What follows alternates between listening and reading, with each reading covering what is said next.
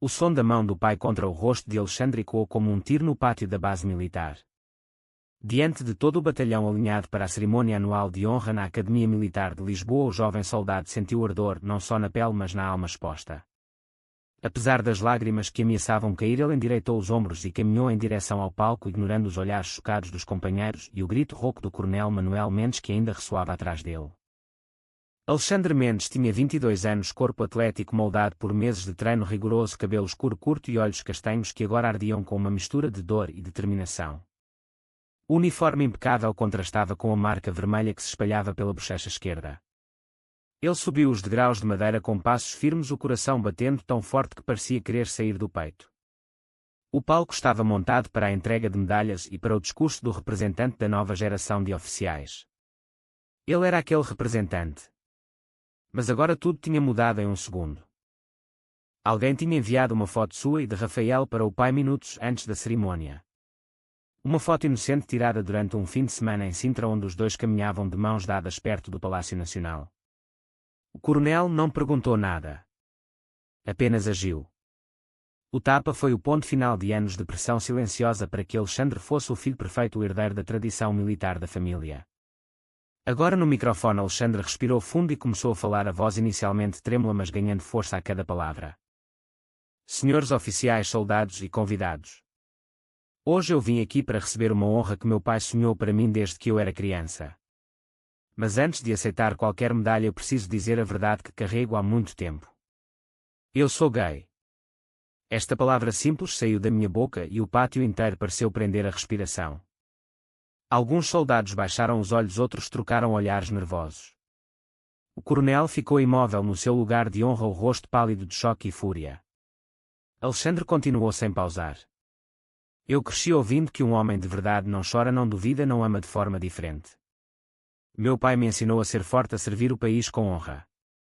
Mas esconder quem eu sou não é força. É medo. E eu não quero mais ter medo. Ele contou em linhas gerais como a pressão familiar o tinha feito entrar para a Academia Militar, mesmo sabendo que o coração batia mais forte quando via Rafael, o fotógrafo que conhecera por acaso numa exposição em Lisboa. Rafael, de 24 anos, com cabelo castanho ondulado e olhos verdes que pareciam entender tudo sem palavras. Eles se encontravam em segredo em cafés afastados ou parques pouco frequentados. Cada encontro era uma vitória e uma culpa. Alexandre lembrava das noites em que voltava ao quartel e se perguntava se valia a pena arriscar a carreira e a família por aquele amor. Agora ali no palco ele via o preço. O pai o olhava como se fosse um estranho. Alguns oficiais murmuravam entre si. Mas ninguém interrompeu. O silêncio era total. Enquanto falava, Alexandre sentia o peso de cada decisão passada. A escolha de não contar à mãe para protegê-la. A escolha de ignorar os olhares curiosos dos companheiros de quarto quando ele recusava convites para sair com garotas. A escolha de escrever mensagens para Rafael escondido no banheiro durante os intervalos de treino. Cada escolha tinha um custo. Agora ele pagava tudo de uma vez. Mas pela primeira vez sentia que estava pagando por algo verdadeiro. A multidão começou a reagir. Alguns aplausos tímidos surgiram no fundo, vindos de soldados mais jovens. Outros balançavam a cabeça em desaprovação. O coronel levantou-se, mas não se aproximou.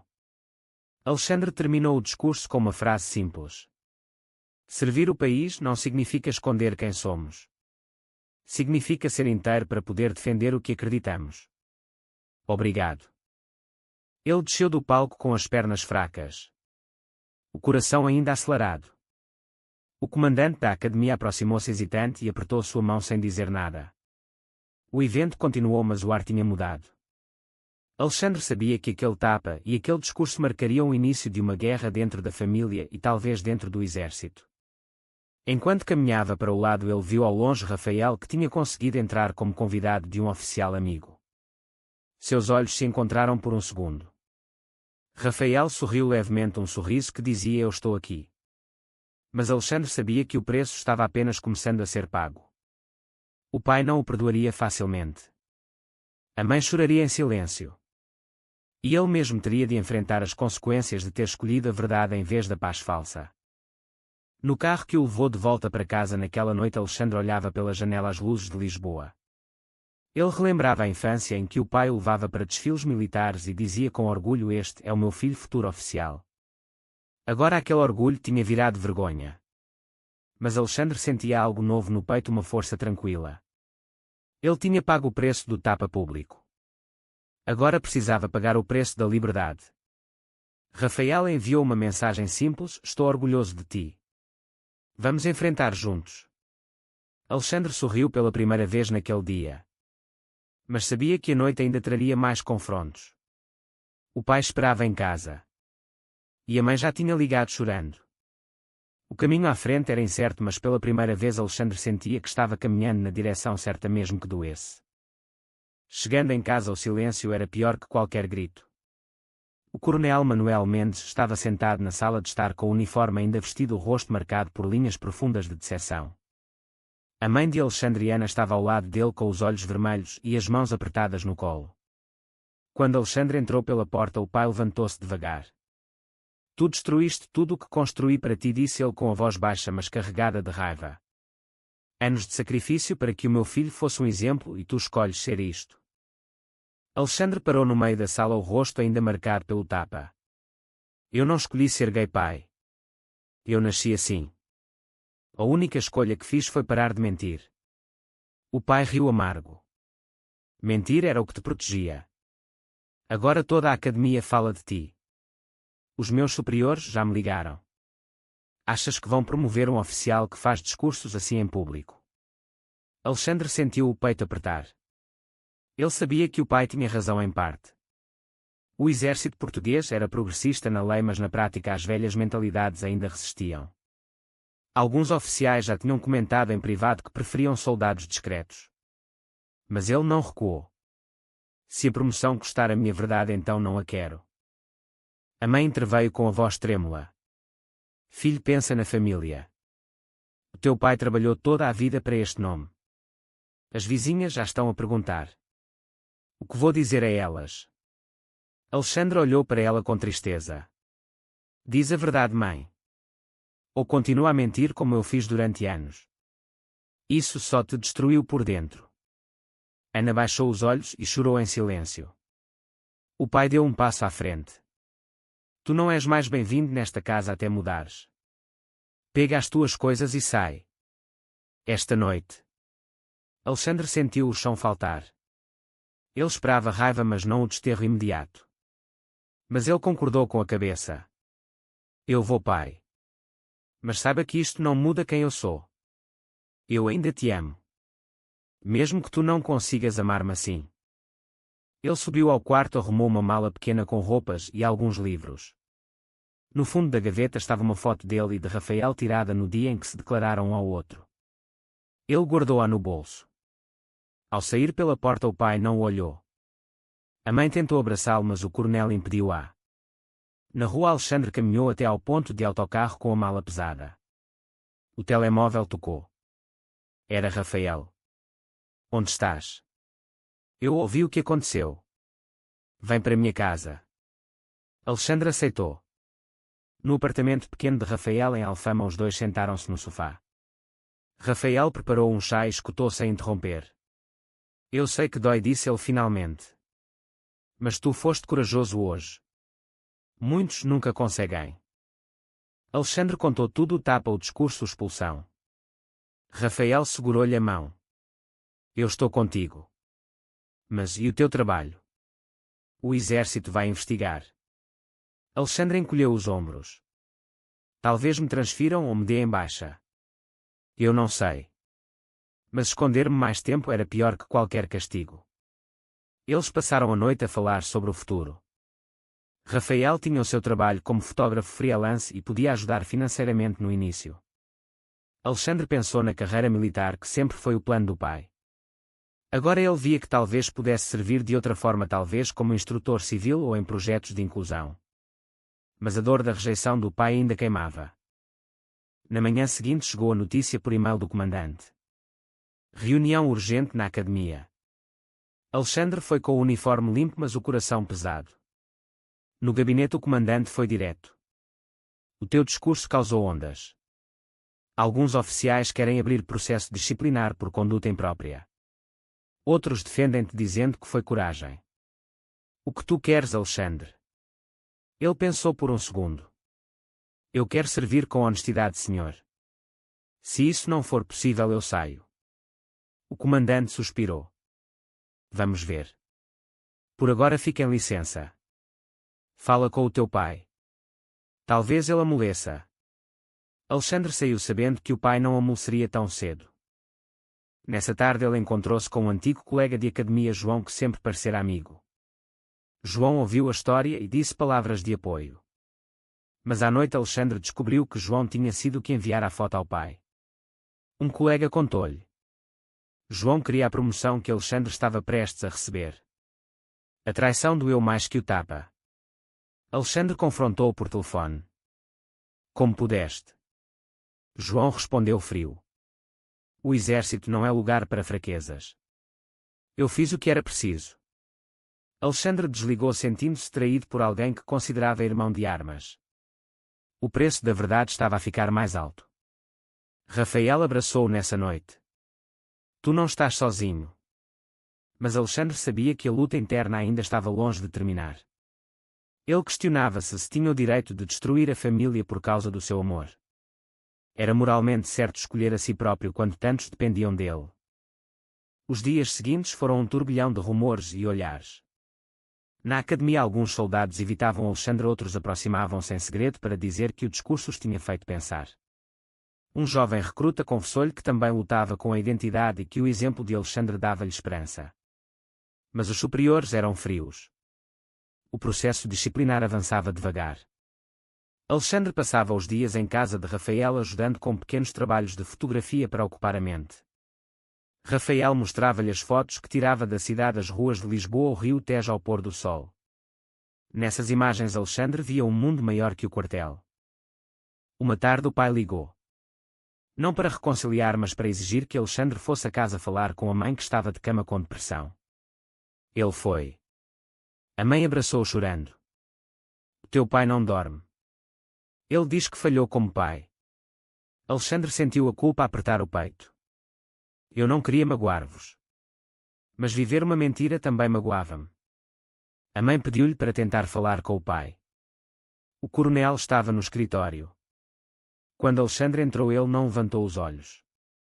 O que queres? Eu quero que saibas que eu ainda sou teu filho. O pai respondeu seco. O meu filho morreu no dia em que escolheu isto. As palavras cortaram fundo. Alexandre saiu da casa com lágrimas nos olhos. Ele questionava-se se valia a pena continuar a lutar.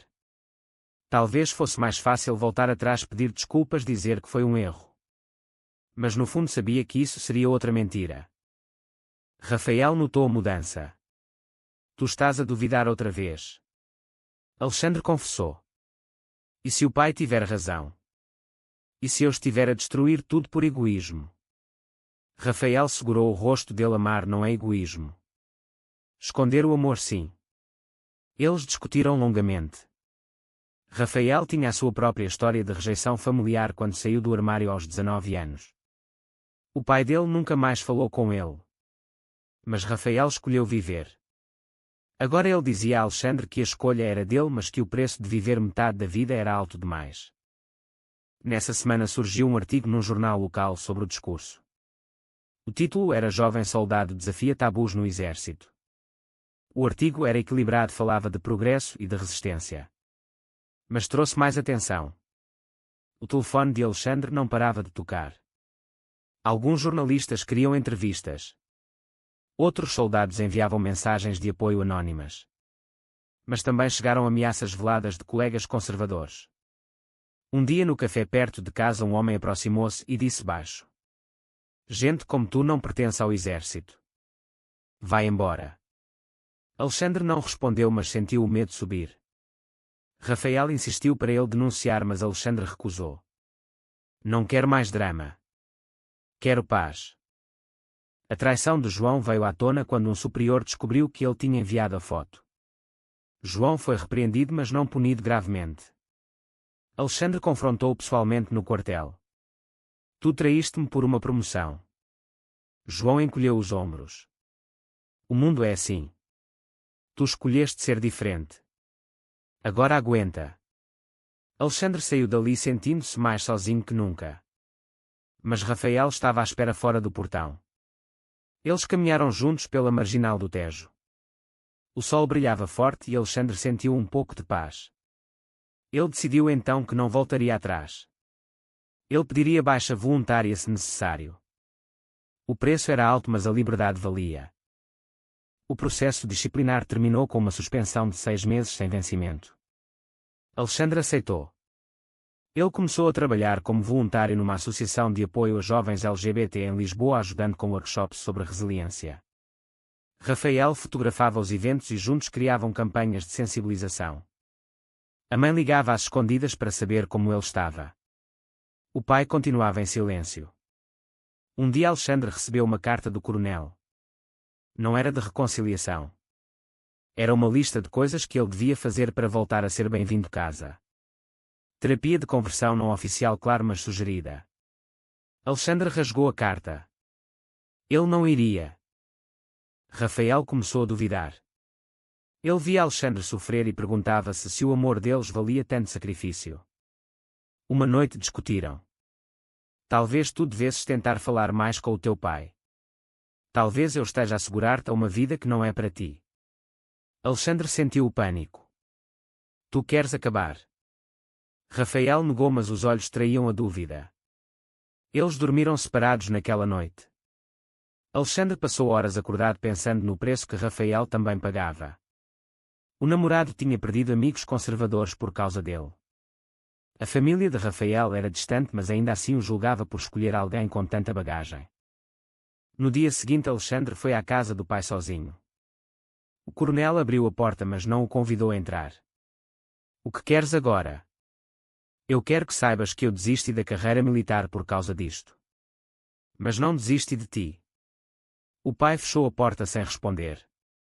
Alexandre ficou ali no corredor chorando em silêncio. Quando voltou para casa de Rafael, encontrou-o a fazer as malas. Eu preciso de espaço, disse Rafael. Isto está a destruir-nos aos dois. Alexandre não discutiu. Ele deixou-o ir sozinho no apartamento vazio. Ele questionou todas as escolhas. Tinha valido a pena o tapa, o discurso, a expulsão, se agora perdia também o amor? Mas ao fim de 3 dias Rafael voltou. Eu não consigo viver sem ti. Mas precisamos de regras. Sem mais segredos. Sem mais sacrifícios que nos partam. Alexandre concordou. Eles recomeçaram devagar. Alexandre encontrou um emprego como treinador físico no ginásio e começou a estudar à noite para um curso de psicologia. A vida estabilizava, mas a ferida familiar permanecia aberta. A mãe visitava-o às escondidas, trazendo comida caseira e chorando sempre que via o filho mais magro e cansado. 6 meses depois Alexandre recebeu um convite oficial para falar numa conferência sobre diversidade nas Forças Armadas. Ele aceitou. No auditório cheio de oficiais e civis ele subiu ao palco sem medo desta vez. Falou da sua jornada do tapa à liberdade. Falou do preço pago na família, na carreira, nos relacionamentos. Mas falou também da força que encontrou. Quando terminou, o aplauso foi longo e sincero. Entre a plateia estava o pai. O coronel tinha vindo sem avisar. Depois do evento ele aproximou-se. Eu não concordo com tudo o que tu és. Mas vejo que não te quebraste. Talvez um dia possamos falar como homens. Não como pai e filho falhado. Alexandre abraçou-o brevemente. É um começo, pai. Rafael esperava-o fora do auditório com um sorriso orgulhoso. Eles caminharam juntos pela Avenida da Liberdade. Alexandre sentia que tinha acordado para uma vida plena. Tinha perdido a carreira militar, mas ganhado respeito próprio. Tinha perdido a aprovação total do pai, mas mantido o amor da mãe e de Rafael. O preço tinha sido alto, mas a recompensa era a paz interior. Será que um pai tem o direito de rejeitar o filho pela sua orientação sexual, mesmo que isso custe o relacionamento familiar para sempre? Verdadeiro ou falso?